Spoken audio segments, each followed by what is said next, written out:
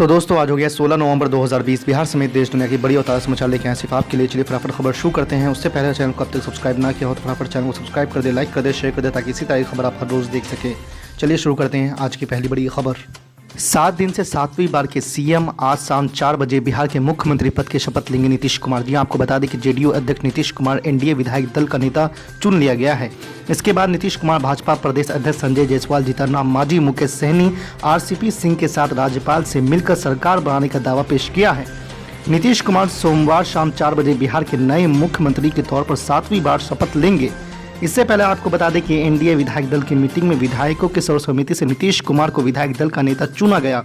इस बैठक में रक्षा मंत्री राजनाथ सिंह और महाराष्ट्र के पूर्व मुख्यमंत्री देवेंद्र फडणवीस भी मौजूद थे।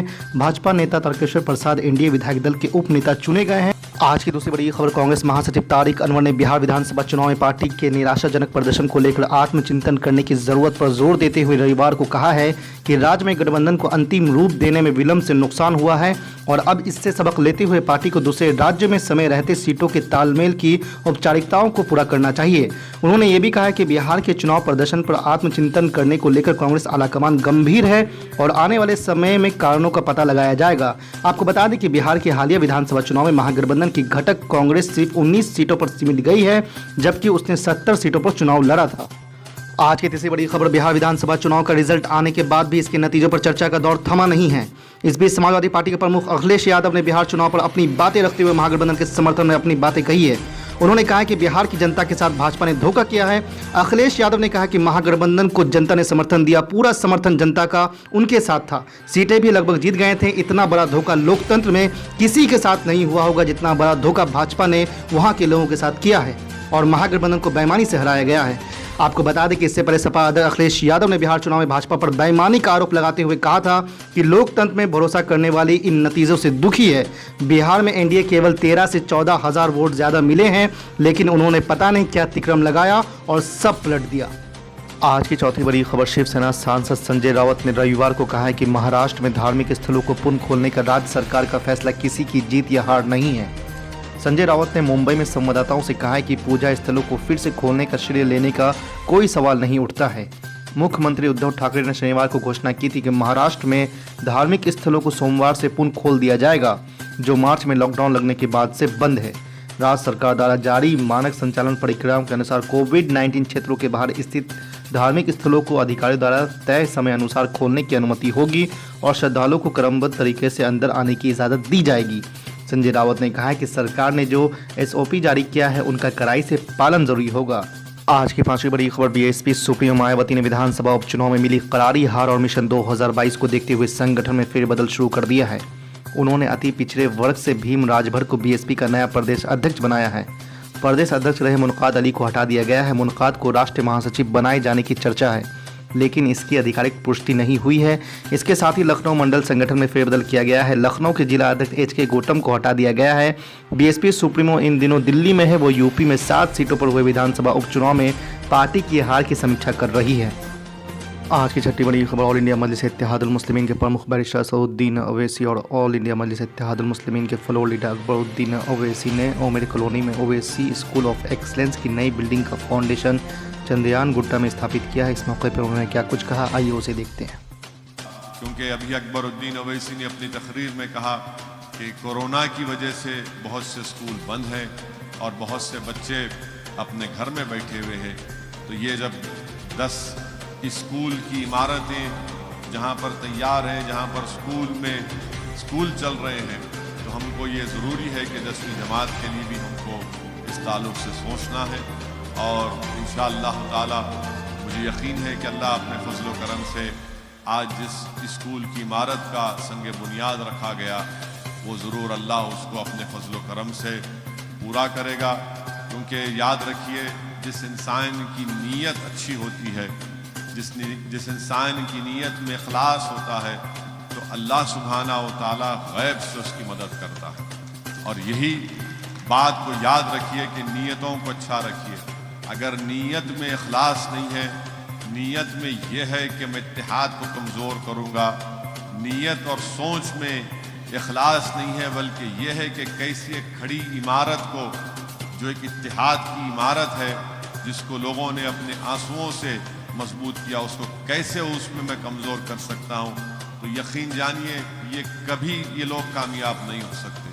क्योंकि मैं आजमा कर देख लिया हूँ अपनी ज़िंदगी में, नामसाइब हालात में भी हमने हिस्सा लिया इंतखाबात में, और अल्लाह ने हमको गैब से कामयाबी दी। जब लोग ये समझते थे कि मजलिस इत्तेहादुल मुस्लिमीन का एक MLA है, मजलिस का क्या होगा, मगर अल्लाह सालार मिल्लत की खबर को नूर से भर दे।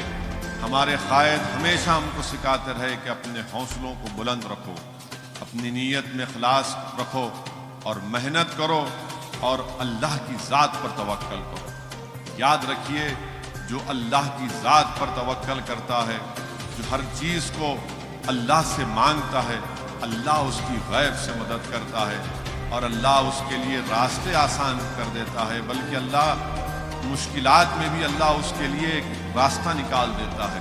तो इसलिए मेरे अजीज दोस्तों और बुजुर्गों, ये हम तमाम को कोशिश करना है। जनाब अकबरुद्दीन ओवैसी साहब की सेहत के लिए दुआ करिए। यकीनन बहैसियत एक ख़ानदान के फ़र्द के, बहैसियत एक भाई के, मैं देखता हूँ कि कैसी उनकी तबीयत ख़राब होती रहती है। बहरहाल जो कुछ भी हुआ उनके साथ आप जानते हैं, अल्लाह उनको नई जान दिया, अल्लाह उनको सेहत दिया, मगर आज भी उनकी सेहत उनका साथ नहीं देती। बस एक इंसान की एक ज़िद है और एक अज़म है, और यही चीज़ मैं समझता हूँ कि अकबरुद्दीन ओवैसी को आज भी आपके दरमियान में रखी है। और इंशाअल्लाह ताला अल्लाह उनके हौसले को, उनके जज्बे को, उनके इखलास को और उनके जो ख्वाब हैं, ना सिर्फ चंद्रायन गुट्टा की आवाम के लिए, बल्कि उनके जो ख्वाब हैं कौम और मिल्लत के इत्तेहाद और उसकी मजबूती के लिए, हम अल्लाह से दुआ करते हैं कि अल्लाह उन तमाम ख्वाबों को अपने फजल व करम से अल्लाह उसको पूरा करे। आप जमात की तरफ से और मैं मुबारकबाद देता हूँ सालार मिल्लत एजुकेशन ट्रस्ट के तमाम ज़िम्मेदारों को।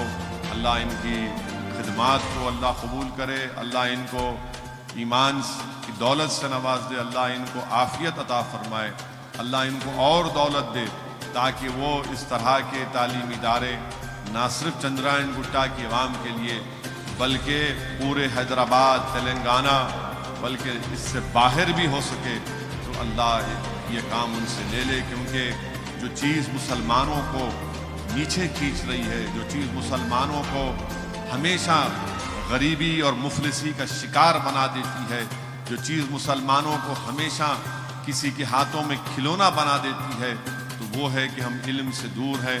इसीलिए याद रखिए कि चाहे आप किसी जगह पर हों, आपको अपनी औलाद को तालीम दिलाना है।